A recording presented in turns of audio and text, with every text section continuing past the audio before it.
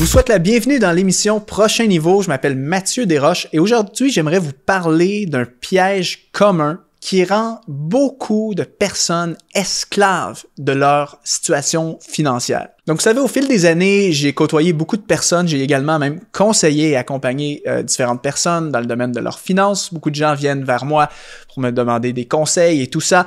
Et je suis toujours surpris de voir beaucoup de personnes, que ce soit, et bien souvent des fois des jeunes couples, qui prennent de mauvaises décisions financières. Et ces décisions financières les amènent à être en quelque sorte esclaves de leur situation, ils ne sont plus libres. Ils ont la corde au cou au niveau de leurs finances. Leurs engagements financiers deviennent tellement lourds qu'ils n'arrivent plus à être libres et à pouvoir servir le Seigneur dans les domaines qu'ils aimeraient faire. Et donc, j'aimerais vous parler de ce piège dans cette vidéo. Mais juste avant, je vous invite à vous inscrire si ce n'est pas déjà fait. Inscrivez-vous à notre masterclass gratuite qui s'appelle « Cette année, j'exponentialise mes finances ». Je vous explique dans cette masterclass gratuite toute la méthode que j'utilise personnellement pour gérer à chaque mois les revenus que je gagne. Donc, dès que je reçois un revenu, j'ai toute une méthodologie. Je donne à l'œuvre de Dieu, je mets de côté pour mes investissements et je mets de côté pour mes loisirs et ensuite, je paye les différentes factures. Et donc, je vous partage dans cette masterclass gratuite ma méthodologie. Allez l'écouter, c'est gratuit. Vous mettez votre adresse courriel et on vous met le lien sous cette vidéo. Donc, quel est ce piège qui amène beaucoup de personnes à devenir en quelque sorte esclaves au niveau de leurs finances personnelles? C'est que plusieurs personnes, au début, bon, comme tout le monde, on commence au bas de l'échelle quand on est jeune et tout. On n'a pas les emplois forcément les plus rémunérateurs parce qu'on est au début de notre carrière, mais dès qu'on commence à avancer dans la vie, normalement, nos revenus vont en s'augmentant. Parce qu'on gagne en expérience, on peut avoir des promotions, on postule sur des plus grands postes et tout ça. Si on est entrepreneur, bien, au début, les entreprises commencent modestement, mais si tout va bien, bien, les revenus vont en augmentant. Donc, au fur et à mesure de notre cheminement, notre situation financière s'améliore. Et parfois, des gens commencent dans la vie, ils sont célibataires, mais après ça, vient le moment où on se marie. Et lorsqu'on se marie, bien, l'avantage, c'est que maintenant, on est deux. On est en équipe. On a les finances de l'un et l'autre, les revenus d'emploi de chacun, prenant pour acquis que les deux dans le couple travaillent. Mais là, on est en équipe. Donc, nos revenus du ménage, donc nos revenus conjoints, sont beaucoup plus importants que lorsque j'étais seul de mon côté. Et qu'est-ce qui arrive à ce moment-là? C'est que la plupart des gens, lorsqu'ils voient leurs revenus augmenter, commencent à prendre des engagements financiers. Donc, au lieu d'avoir la mentalité de « si mes revenus augmentent, je vais pas forcément augmenter proportionnellement mes dépenses, mon coût de vie, je vais vraiment essayer de maintenir mon coût de vie le plus bas, le plus stable possible. Et à la place d'augmenter mon coût de vie, je vais essayer d'épargner plus, d'investir plus pour accélérer mon cheminement vers l'indépendance ou la liberté financière. » Eh bien, beaucoup de gens font le chemin inverse. C'est-à-dire qu'ils voient leur revenu augmenter et donc, avec l'augmentation de tes revenus, eh bien, ton pouvoir d'achat augmente également. Et je ne sais pas comment ça se passe ailleurs dans le monde, mais nous, au Canada, en tout cas, quand ta situation financière s'améliore, bien souvent, les banques sont en mesure les banques veulent te prêter plus d'argent, plus de crédit. Donc, tu as une facilité d'accès au crédit qui est augmentée lorsque ton revenu augmente. Par exemple, si tu veux acheter une voiture neuve de l'année et contracter un prêt automobile, eh bien, si tes revenus sont suffisants, la banque ou le concessionnaire automobile n'aura absolument aucun problème de te prêter cette somme.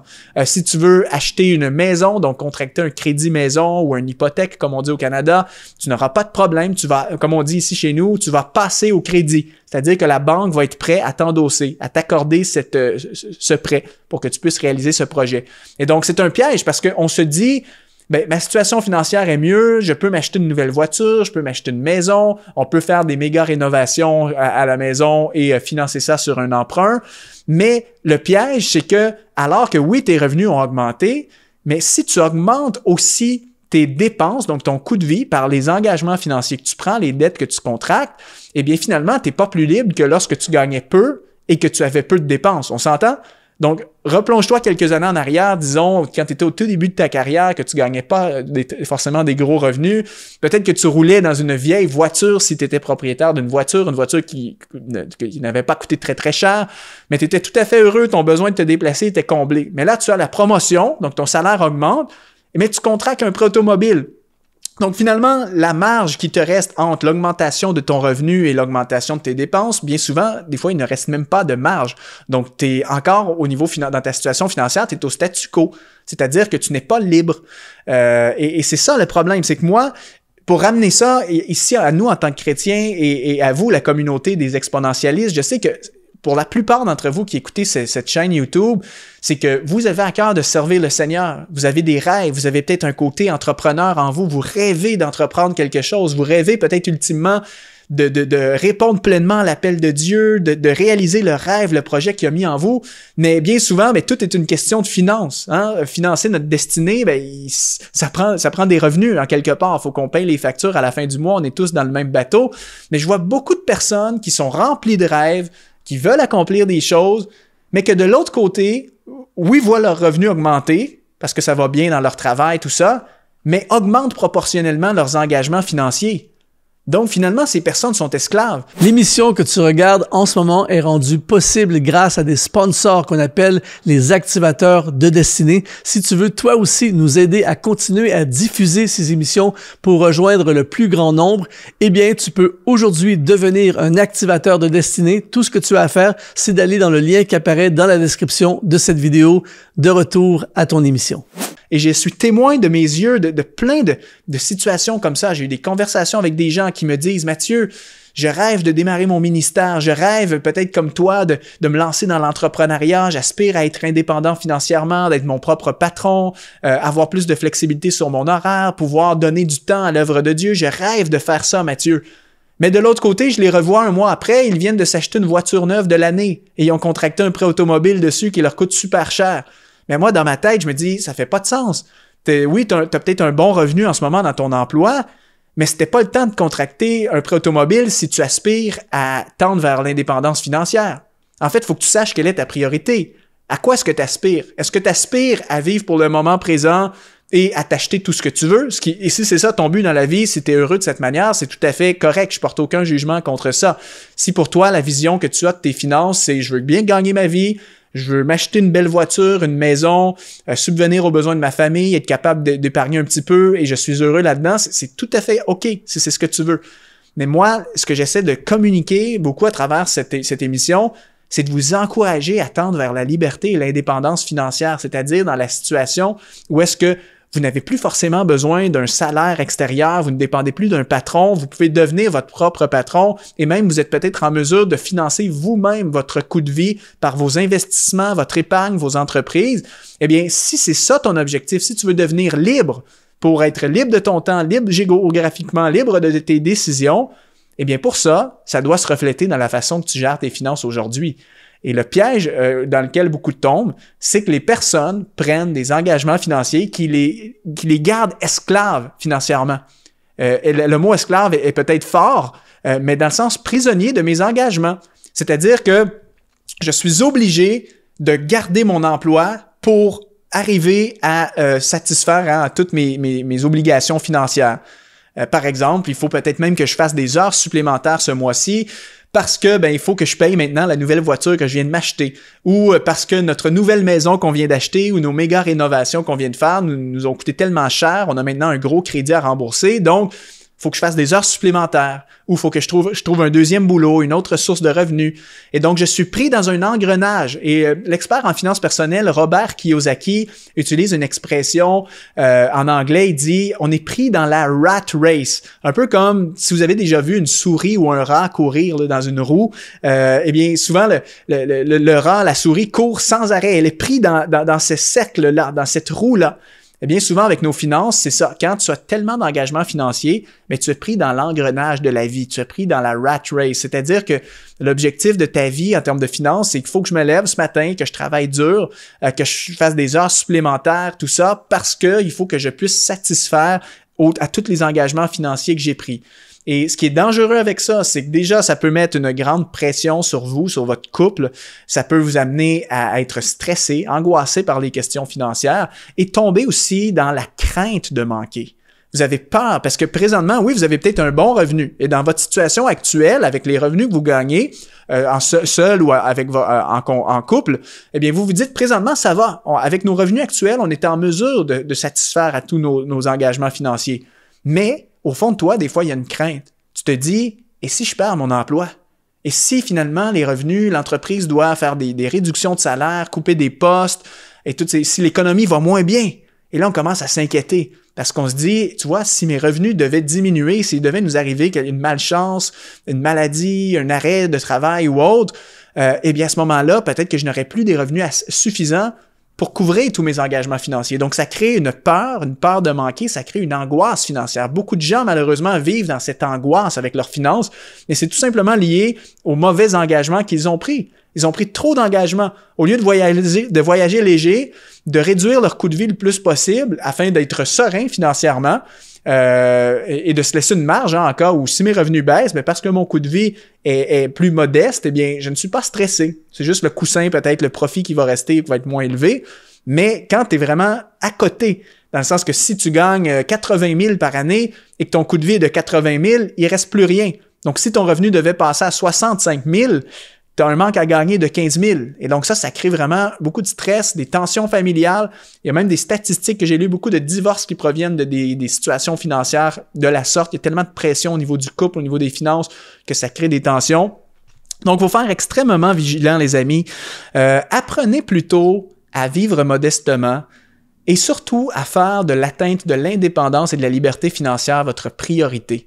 Et ça, c'est mon opinion à moi. Je n'impose pas ma vision des choses à personne. Hein. Si, comme je dis, si c'est pas votre objectif dans la vie, soyez tout à fait en paix avec ça. Mais personnellement, si je devais repartir à zéro, le premier objectif que je viserais avec mes finances serait d'atteindre la liberté et l'indépendance financière le plus rapidement possible. Et pour ça, ce que je ferais, c'est que je m'appliquerais vraiment une discipline rigoureuse dans mes finances pendant plusieurs années. Je vivrais sous mon niveau de vie. Je m'assurerais de diminuer mes dépenses, d'essayer d'augmenter mes revenus pour générer un maximum de marge à chaque mois. Et cette marge-là, je voudrais l'investir, la mettre de côté pour faire fructifier, pour arriver à un stade où est-ce que j'ai vraiment une situation financière en santé, je peux devenir libre de mon temps et j'ai un bon coussin pour servir le Seigneur, m'adonner peut-être à mes passions, réduire mes heures de travail en tant que salarié. Et bien sûr, moi, c'est parce que j'aspire aussi à l'entrepreneuriat. Mais je vous encourage tous et chacun de faire de l'épargne, de l'investissement une priorité plutôt que d'avoir seulement une vision à court terme. Oui, OK, bon, on a un petit peu plus d'argent, parfait, faisons-nous plaisir, achetons la nouvelle voiture, achetons une plus grande maison ou achetons-nous des vêtements, faisons plus de voyages.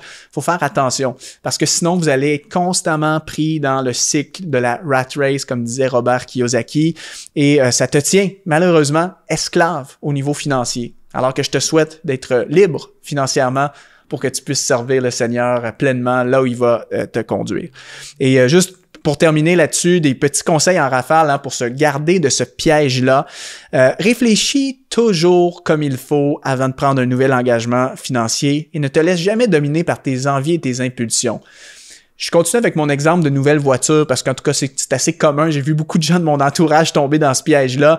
Mais des fois, acheter une voiture, c'est quelque chose de très émotionnel. Et ça peut être d'autres choses. Hein. Ça peut être des vêtements, ça peut être un voyage assez coûteux que tu as envie de faire. Mais bien souvent, c'est nos émotions qui nous guident. Là, présentement, j'ai envie de ça. J'ai envie de ce voyage. J'ai envie de cette voiture. J'ai envie d'agrandir la maison, de faire des travaux. Et lorsque tu n'es pas vigilant, que tu n'arrives pas à maîtriser ces envies, ces impulsions, c'est là que tu te mets à prendre des engagements financiers de façon précipitée. Et après ça, tu as pris l'engagement. Donc après, c'est compliqué des fois de se sortir de nos engagements, à moins de tout vendre et faire chemin arrière. Mais donc, prends le temps de réfléchir. Laisse la poussière retomber. Laisse-toi un petit peu de temps. Des fois, tout n'est pas un besoin. Des fois, c'est simplement une envie. Mais il y a une différence entre un besoin et une envie. Donc, apprends à canaliser tes impulsions et prends plutôt des décisions financières rationnelles plutôt que impulsives. Puis, l'autre chose qui est tellement importante, c'est que vous devez voir votre vie plus loin qu'aujourd'hui. Trop souvent, on prend des décisions financières basées sur notre situation actuelle, maintenant.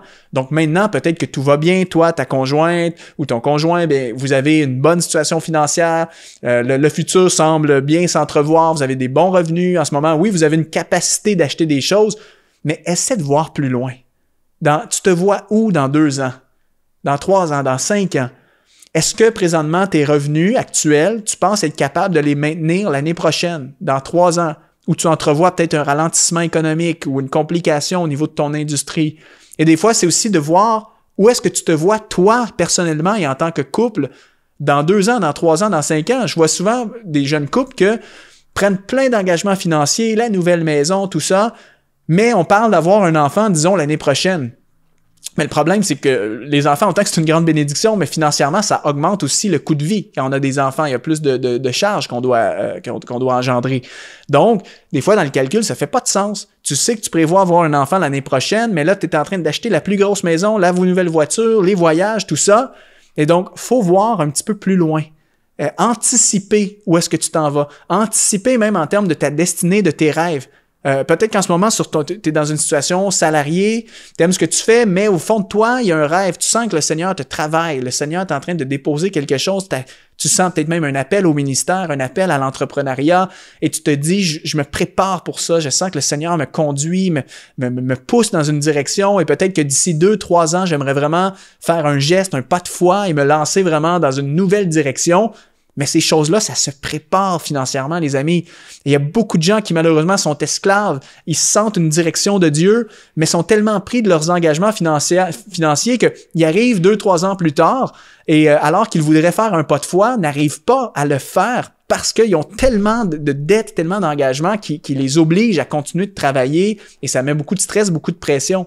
Donc, ne tombez pas dans ce piège, les amis. Je veux vraiment vous encourager à être vigilants, à voyager léger et que vous puissiez parvenir à être libre financièrement et toujours plus disponible pour servir le Seigneur et ne pas être dans une situation financière malsaine comme je l'ai expliqué.